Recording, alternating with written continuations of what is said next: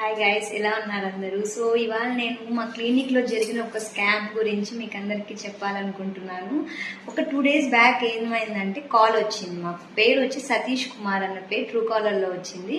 So దాని కింద జై హింద్ అని అలా మన ఫ్లాగ్ సింబల్స్ ఇవంతా ఉన్నాయన్నమాట. సో ఆయన ఏం మాట్లాడారంటే, నేను ఆర్మీ స్టూడెంట్ని, ఇక్కడ దగ్గరలో ఆర్మీ ట్రైనింగ్లో ఉన్నాం మేమంతా, ఒక 20 స్టూడెంట్స్. మేమందరూ కలిసి రెగ్యులర్ చెకప్ చేయించుకోవాలనుకున్నాం డెంటల్గా. సో స్కేలింగ్ చేయించుకోవాలి మెయిన్గా, దానికి ఎంత పడుతుంది అన్నారు. మేము వచ్చి ఆల్మోస్ట్ 500 నుంచి స్టార్టింగ్ ఉంది, మేము చూసి చెప్పాల్సి ఉంటుంది అని చెప్పాం. ఓకే, అమౌంట్ ఏం ప్రాబ్లం లేదు, మాకు మా ఆఫీసర్ ఇచ్చేస్తారు, కానీ మాకు మీ విజిటింగ్ కార్డ్ అవి పెట్టాల్సి ఉంటుంది రావాలంటే, ఎందుకంటే మా ఆఫీసర్ అన్ని చెక్ చేసిన తర్వాతే మమ్మల్ని పంపిస్తారు అన్నారు.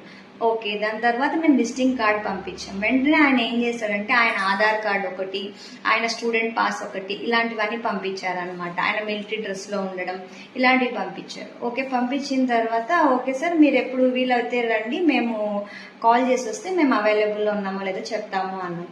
ఓకే, నెక్స్ట్ ఇమీడియట్గా 5 minutes తర్వాత కాల్ చేసి మా ఆఫీసర్ డాక్టర్ పర్సనల్ నెంబర్ అడుగుతున్నారు. సో ఆయనది పర్సనల్ నెంబర్ పెట్టండి అని చెప్పి మా రిసెప్షనిస్ట్తో చెప్పారనమాట. సో తను ఏం చేసిందంటే మాకు చెప్పింది, ఓకే డాక్టర్ పర్సనల్ నెంబర్ పెట్టండి అంటే పెట్టారనమాట. సో డాక్టర్ నెంబర్ ఇచ్చిన తర్వాత డాక్టర్కి కాల్ చేశారు.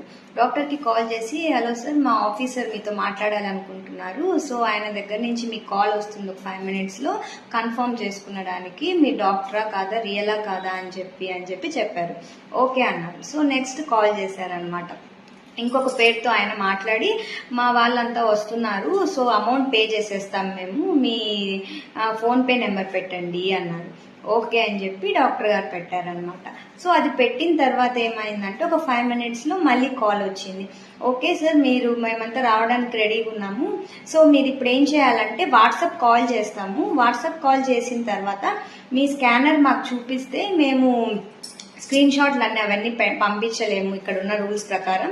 సో అక్కడి నుంచి మనం స్కానింగ్ తీసుకొని మేము అమౌంట్ పే చేసేస్తాం, ఎందుకంటే మా అకౌంట్స్లో చాలా క్రోర్స్ డబ్బులు ఉంటాయి కాబట్టి మేము అలాంటివన్నీ చేయము. సో ఈ విధంగానే మా పద్ధతి ఉంటుంది, మీరు వాట్సాప్ కాల్ చేయండి, నేను అమౌంట్ చూపిస్తాను సెండ్ చేసిన తర్వాత అని చెప్పేసి అన్నారు.